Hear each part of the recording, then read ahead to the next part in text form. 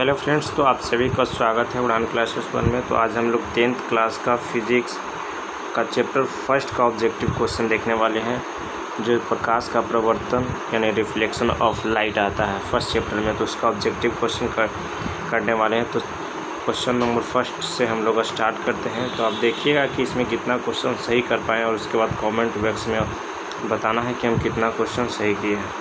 तो ये question number first यहाँ है और इसका बताइए कि राइट आंसर क्या होगा। क्वेश्चन बोल रहा है कि प्रकाश किस का रूप है, प्रकाश किसका रूप है।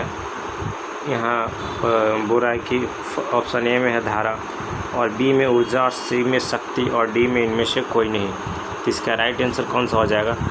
तो इसका जो राइट आंसर हो जाएगा ऑप्शन बी हो जाएगा राइट आंसर, क्योंकि प्रकाश एक ऊर्जा का स्रोत है ना। उसके बाद देखते हैं, यदि याद है तो सही है, नहीं है तो इसको याद कर लीजिए क्योंकि पूछता है वाला क्वेश्चन। अब इसके बाद देखते हैं क्वेश्चन सेकंड से हम लोग अब स्टार्ट कर रहे हैं। फर्स्ट क्वेश्चन हो चुका है, सेकंड क्वेश्चन यहाँ पे देखिए बोल रहा है, क्वेश्चन है कि प्रकाश गमन करती है, प्रकाश गमन करती है तो प्रकाश किस रेखा में गमन करती है। कहने का मतलब ये हो गया। तो यहाँ पे वक्र दिया है, वक्र के मतलब टेढ़ा होता है, और यहाँ पे ऑप्शन बी में है सीधा, और सी में है गोलीय, और इनमें से कोई नहीं ऑप्शन डी में है। इसका राइट आंसर बताइए कौन हो जाएगा। तो इसका राइट आंसर बी हो जाएगा, प्रकाश एक सीधा रेखा में गमन करती है ना। उसके बाद यहाँ पे क्वेश्चन नंबर थर्ड देखिए क्या बोल रहा है। जब प्रकाश की किरण किसी दर्पण से टकराकर पुनः उसी माध्यम में वापिस हो जाता है, उसे क्या कहते हैं।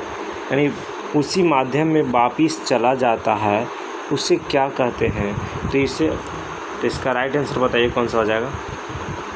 ऑप्शन ए में है प्रवर्तन, अपवर्तन, और बी में है प्रकाश का प्रवर्तन, सी में विवर्तन, और प्रकीर्णन है ऑप्शन डी में। तो इसका राइट आंसर बी हो जाएगा प्रकाश के प्रवर्तन, क्योंकि प्रकाश का प्रवर्तन हम पढ़ा चुके हैं कि जब प्रकाश की किरण किसी सतह से टकराकर पुनः उसी माध्यम में वापिस हो जाता है, उसे प्रकाश का प्रवर्तन कहते हैं। ये सब पढ़ा चुके हैं। देखिए यही चीज़ यहाँ पे लिखा हुआ है ना। फिगर से आप जान सकते हैं कोण आई बराबर कोण आर है ना। यहाँ पे देखिए। अब उसके बाद क्वेश्चन नंबर थर्ड पे आते हैं। तो बोला प्रकाश की चाल सबसे अधिक किस माध्यम में होती है। बताइए प्रकाश की चाल सबसे अधिक किस माध्यम में होती है। तो निर्वात में सबसे अधिक होता है।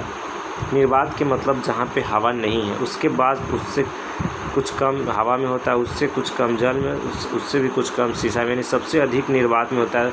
उसका राइट आंसर ए हो जाएगा। उसके बाद यहाँ पे आइए, प्रकाश की चाल कितनी होती है। सारा चीज़ हम बता चुके हैं। प्रकाश की चाल कितनी होती है, तो 3 × 10⁸ मीटर प्रति सेकंड बता दिए और लिखाया भी है। चलिए राइट आंसर उसका सी हो जाएगा। इसमें आते हैं प्रकाश की चाल सबसे पहले किसने ज्ञात किया, यानी सबसे पहले प्रकाश के बारे में कौन बताइए, यही बोल रहा है। तो इस चीज़ बता चुके हैं न्यूटन। और न्यूटन क्या बोला था, कण सिद्धांत दिया था कि प्रकाश एक कण है जो एक सीधा रेखा में चलती है। उसके बाद है ना, तो उसके बाद हाइगेंस आया, उसके बाद डी ब्रोगली आया है ना। तो डी ब्रोगली ने द्वैत सिद्धांत दिया था, और हाइगेंस जो तरंग के बारे में बताया था। उसके बाद नेक्स्ट क्वेश्चन पे आते हैं। बोल रहा है कि प्रकाश किस प्रकार का तरंग है। प्रकाश किस प्रकार का तरंग है, ये पूछ रहा है। बहुत अच्छा क्वेश्चन है। तो प्रकाश एक अनुप्रस्थ तरंग है। इसका राइट आंसर ए हो जाएगा। यदि जानते हैं तो सही बात है, नहीं तो इसको याद कर लीजिएगा क्योंकि बहुत बार सब क्वेश्चन पूछा हुआ है। यदि ध्वनि पूछता कि ध्वनि जो हम लोग बोलते हैं, वो जो आवाज़ होता है, साउंड, वो किस प्रकार का तरंग है, तो उसमें राइट आंसर अनुदैर्घ्य हो जाता है, बी हो जाता है ना। लेकिन प्रकाश पूछा है तो प्रकाश ए होगा अनुप्रस्थ, और ध्वनि पूछता तो वहाँ पे बी हो जाता है। तो इसका राइट आंसर ए हो जाएगा। चलिए अब इसके बाद क्वेश्चन नंबर 7 पे आते हैं। क्वेश्चन नंबर 7 इसका बताइए, जिस वस्तु का अपना प्रकाश होता है उसे क्या कहते हैं। जिस वस्तु का अपना प्रकाश होता है उसे क्या कहते हैं। जैसे हो गया सूर्य का अपना प्रकाश है ना, तो जिसमें अपना प्रकाश होता है उसे प्रदीप्त वस्तु कहते हैं, और जिसका अपना प्रकाश नहीं होता है तो अप्रदीप्त। तो इसका राइट आंसर प्रदीप्त हो जाएगा है ना। तो अभी से याद कर लीजिएगा, जिसका अपना लाइट होता है प्रदीप्त कहलाता है और नहीं होता है अप्रदीप्त कहलाता है। ठीक है, नेक्स्ट क्वेश्चन बोल रहा है कि जिस वस्तु का अपना प्रकाश नहीं होता है तो अभी बताएं कि उसे अप्रदीप्त वस्तु कहेंगे, है ना। यानी जिसमें अपना प्रकाश नहीं होता है। जैसे चंद्रमा का अपना प्रकाश नहीं है, वो सूर्य से प्रकाश लेकर चमकती है ना। तो जैसे चंद्रमा बोल देगा तो वहाँ पे अप्रदीप्त आ जाएगा। इसके बाद नेक्स्ट देखते हैं, हाँ, क्वेश्चन नंबर 10, वे किरण पुंज जो एक बिंदु से निकल कर फैलती है उसको क्या कहते हैं, उसे क्या कहते हैं। इसको कहने का मतलब है कि जो यहाँ पे एक बिंदु है, यहाँ से सब किरण निकल रही है ना, तो एक बिंदु से निकलती है उसे क्या कहते हैं। तो हम बता चुके हैं कि एक किरण से जो निकलती है यानी किरण को फैला रही है तो ये क्या होगा, अपसारी किरण पुंज होगा। अपसारी के मतलब बताए हैं हम कि वो किरण को क्या करता है, फैलाता है। जैसे हम लोग बोल सकते हैं कि उत्तल दर्पण को क्या कहते हैं, अपसारी दर्पण कहते हैं, है ना। इसी टाइप से यहाँ पे उत्तल दर्पण को अपसारी दर्पण कहते हैं, है ना। उत्तल दर्पण को अपसारी दर्पण कहते हैं, यहाँ पे आ जाएगा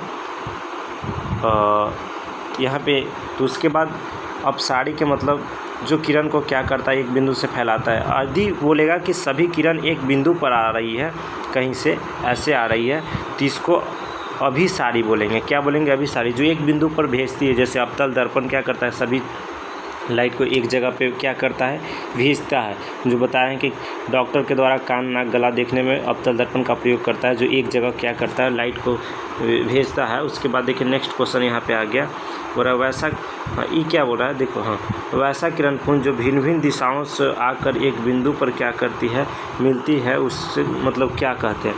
तो अभी जो हम बताएं तो एक बिंदु से क्या कर रही है, सब आकर किरण अनेक बिंदु से आकर एक बिंदु पर क्या कर रही है, मिल रही है इस बिंदु पर, तो इसको अभिसारी बोलेंगे। क्या बोलेंगे, अभिसारी। अभिसारी के मतलब एक जगह ना, अपसारी के मतलब एक जगह से बहुत जगह मतलब जाना, सभी दिशाओं में जाना, है ना। उसके बाद यहाँ पे आ गया वैसा किरण पुंज जो एक दूसरे के समानांतर होती है। समानांतर करने के मतलब ये दोनों के दूरी के बीच बराबर, ये दोनों का के बीच की दूरी क्या होगा, बराबर होगा। सभी को वही होगा, जैसे समानांतर यानी सभी समान दिशा तो छोड़ो, मतलब समांतर के मतलब समान दूरी पे होता है। यानी एक लाइन से ऐसे जाएगा, उसको क्या कहेंगे, समांतर किरण पुंज। जो मतलब समानांतर जाती है उसे समांतर किरण पुंज कहते हैं, याद कर लीजिएगा। जो एक बिंदु पर आएगा तो उसको एक बिंदु पर आएगा तो अभिसारी, एक बिंदु से जाएगा तो अपसारी, और समांतर जाएगा तो समांतर किरण पुंज, है ना। अब नेक्स्ट यहाँ पे देखते हैं, बोला कि प्रकाश के प्रवर्तन के कितने नियम होते हैं। तो ये तो सब जानते हो, प्रकाश के प्रवर्तन का 2 नियम होते हैं, है ना। आपतन कोण किसे के बराबर होता है, तो आपतन कोण परावर्तन कोण के बराबर होता है, क्योंकि लिखा चुके I बराबर R, है ना। आपतन कोण परावर्तन कोण के मान के क्या होता है, बराबर होता है। इसका राइट आंसर B हो जाएगा। उसके बाद बोला यदि आपतन कोण 60 डिग्री है तो परावर्तन कोण कितना हो जाएगा, तो भी 60 हो जाएगा, क्योंकि आपतन कोण को I कहते हैं, परावर्तन कोण को R कहते हैं। यानी I 60 दे दिया है तो R ऑटोमेटिक 60 हो जाएगा, है ना। चलो बढ़िया बात। नेक्स्ट क्वेश्चन, यानी इसका राइट आंसर ये हो जाएगा। अब उसके बाद क्या करें, श्वेत प्रकाश में कितने रंग होते हैं। श्वेत प्रकाश में यानी जो श्वेत प्रकाश जो होता है, सूरज का प्रकाश होता है, उसमें कितने रंग होता है, तो 7 रंग होता है। देखिए यहाँ पे 7 मतलब 7 रंग होता है। इसका राइट आंसर ये हो जाएगा। जब प्रिज्म से श्वेत प्रकाश को गुजारोगे तो 7 रंगों में विभाजित हो जाता है, दिखाई देता है। जो यहाँ पे देखो है, तो 7 रंग होता है। जैसे अब उसके बाद करें, वह यंत्र जिससे छोटी वस्तु को बड़ा करके देखा जाता है उसे क्या कहते हैं। छोटी वस्तु को बड़ा करके देखा जाता है उसे क्या कहते हैं, बताइए। तो इसका राइट आंसर क्या हो जाएगा, सूक्ष्मदर्शी। सूक्ष्मदर्शी यानी सूक्ष्मदर्शी के द्वारा हम लोग छोटे छोटे वस्तु रहता है उसको सही से बड़ा करके देख पाते हैं। इसके बाद देखिए यहाँ पे आ गया, वह यंत्र जिसके दूर की वस्तु को स्पष्ट देखा जाता है दूरदर्शी कहलाता है। इसका राइट आंसर ये हो जाएगा। दूर की वस्तु देखा जाता है दूरदर्शी, यानी दूर वस्तु रखा हुआ उसको हम देखेंगे तो उसको दूरदर्शी, और जो छोटा वस्तु उसको देखेंगे तो सूक्ष्मदर्शी, ठीक है। और उसके बाद क्या करा, जिस दर्पण का प्रवर्तक सतह बाहर निकला होता है उसे उत्तल दर्पण कहते हैं। इसका राइट आंसर ये हो जाएगा, क्योंकि बता दिए हैं कि जिसका सतह उठा हुआ रहता है तो उत्तल, यानी बाहर निकला हुआ है तो उत्तल दर्पण, धंसा हुआ रहेगा तो अवतल। तो यही 20 नंबर क्वेश्चन में बोला है कि जिस दर्पण का परावर्तक सतह अंदर की ओर होता है तो अवतल है ना। इसका राइट आंसर भी हो जाएगा, क्योंकि सब बता चुके, ज़्यादा भारी नहीं है।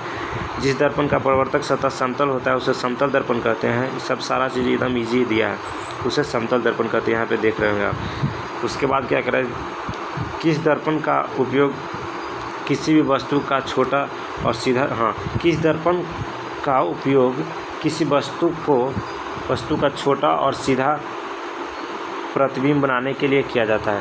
छोटा और सीधा बोल रहा है ना, क्या हो रहा है, छोटा और सीधा, तो उत्तल हो जाएगा यहाँ पे, क्योंकि बताएं कि उत्तल दर्पण में छोटा और सीधा प्रतिबिंब बनता है और वास्तविक काल्पनिक होता है ना। काल्पनिक प्रतिबिंब हमेशा सीधा होता है, ये आपको पता होना चाहिए।